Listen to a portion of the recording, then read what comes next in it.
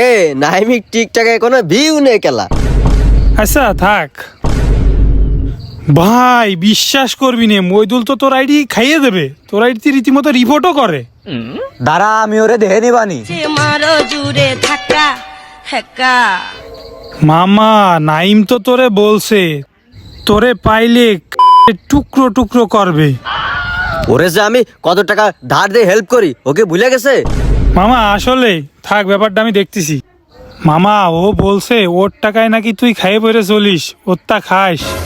আগের দিন আমি ওরে চশমা গিফট করলাম, ওই চশমা পরে ঘুরে বেড়াই, তুই দেখিস নে?